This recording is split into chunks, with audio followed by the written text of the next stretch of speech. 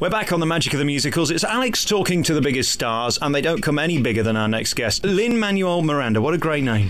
Thank you. My parents are very creative. I don't know what to tell you. And talking of things creative, you are, because you came up with the idea of this, you came up with the show, and you're in the show. How does that work then? Well, you know, I started writing the show when I was 19 years old. I was a sophomore at university. I was very homesick, and I just started writing my first full-length show, and here we are almost 10 years later on Broadway, and we've had a lot of help along the way. Kiara, most notably, my book writer, and Tommy, our director.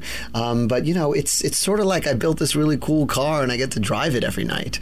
It's one thing to write, you know, Lights Up on a block in Washington Heights. It's another thing to get to live in that thing 8 shows a week. And again, this show's been critically acclaimed and it's won loads of awards, and you're in it and you've created it. That's very rare, isn't it, that someone stars in their own musical?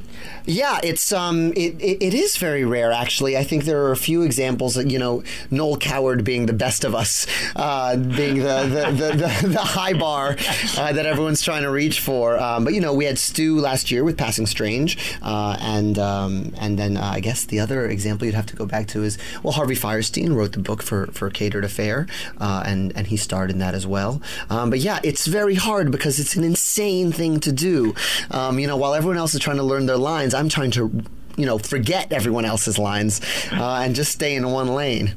And how do you know that what you're doing is any good? Because it could become a car crash if you think you're brilliant and you're not, and you're ruining your own show. Well, luckily, I never think I'm brilliant, and I also, you know, I have the blessing of wonderful collaborators who really, you know, I trust their eye and trust their instincts, and we've been writing the same show together for 5 years. So if you don't trust them at this point, then you got to get a new gig. We're going to talk about the story in a minute, and we'll get to that. But firstly, I want to congratulate you on your performance. I think you give more energy to this role than I've seen on Broadway, and I've seen almost everything. Oh, well, thank you very much. I have the advantage of having written to my strengths. So, you know, this is not me trying to hit Jean Valjean's high D's.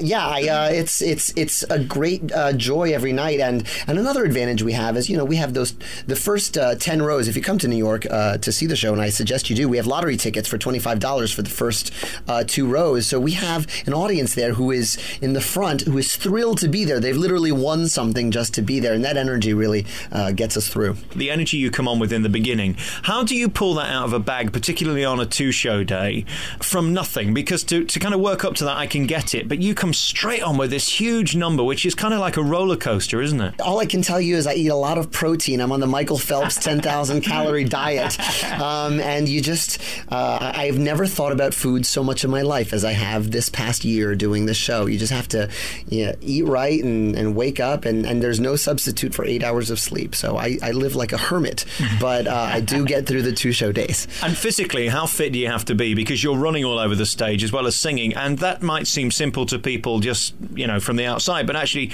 it's all about here, isn't it? And if you're out of breath, you ain't going to get through the end of the song. Absolutely. Yeah, and I have more lyrics per capita than I think any other performer on Broadway due to all the hip-hop music in the show. But, you know, the real heroes are our dancers who are doing this incredible choreography. They are always stretching. We have physical therapy 3 times a week here at the theater, and they're all taking, you know, they're all in yoga, they're all still taking classes, and you have to be in peak condition because you've seen this choreography. If you're in the wrong place, you're getting kicked in the face. And as for you being a young guy, star of your own show, written by yourself, winning awards, how sexy must your life be on a scale of 1 to 10? Well, when you say it like that, I sound, you know, I sound like Rupert Everett or something. I sound incredibly sexy. You know, my underwear goes for much less on eBay than his does. I think it's actually, you know, never mind. But really, the life of an actor on Broadway is really, it's one of, it's like being a priest or a hermit. I mean, to get through the show and really do 8 shows a week, you go to sleep as soon as you get home. You eat right. You know, I'm a Boy Scout. because you have to be. And do you take any time off? Because this show is centered around you. Who does your fill-in as well as you do? I actually have 3 wonderful understudies, one of whom is the dance captain. They do a heroic job. I've gotten to see the show exactly once since we opened. I heard it was pretty good. And so I did the full disguise. I shaved my goatee. I had the hat and glasses and, waited in line with everyone else. And I got the full experience. And it really is tremendous. And I hope it will live a long time beyond me playing the role. The reaction is quite incredible. I did look around the audience at their mouths kind of drawn at how you got through it. Yeah, it really is a joy. And, when you do the same show 8 times a week, you have to pull from somewhere. And often we pull from the audience. And sometimes the energy, sometimes I don't want to give away the ending, but when that reveal happens in the ending and you see the looks on some of the faces, that astonishment can be the energy that gets you through the show. At least it is for me. I have the luxury of being the narrator, so I can look at them all the time. I check in with them. I see who's asleep in the second row. I see who's chewing gum. I've called people out for, trying to tape the show. So I get the luxury of really taking the journey with them every night. What a tremendous story for you to give to your grandkids. Well, yeah, it is a tremendous story. It really is a dream come true. But, when you think about it, Richard Rodgers had a show on Broadway when he was 18 years old. What's changed is the economy of Broadway has gotten so expensive that it's very hard to take chances. You want something, if you're faced between In the Heights and Little Mermaid, you're going to pick Little Mermaid. You've heard of Little Mermaid. You like those songs already.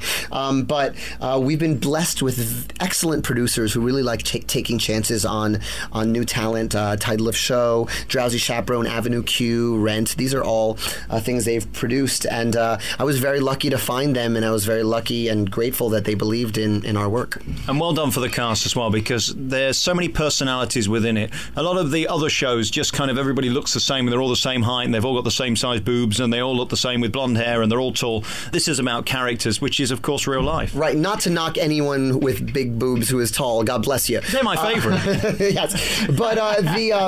But no, it's true. We're trying to reflect a community. This isn't a chorus line of dancers backing up the star. This is, everyone has their own personalities and stories. And we also have the luxury of having played for 6 months together off Broadway and being 22 of us sharing 2 bathrooms. So in that kind of situation, you either kill each other or you become a family. And we've opted for the latter. And I think it shows on stage. Lin, thank you for allowing me to see this show and talking to you today. It's been a real thrill. And to find something new that's worth talking about is really rare. And I can really recommend this.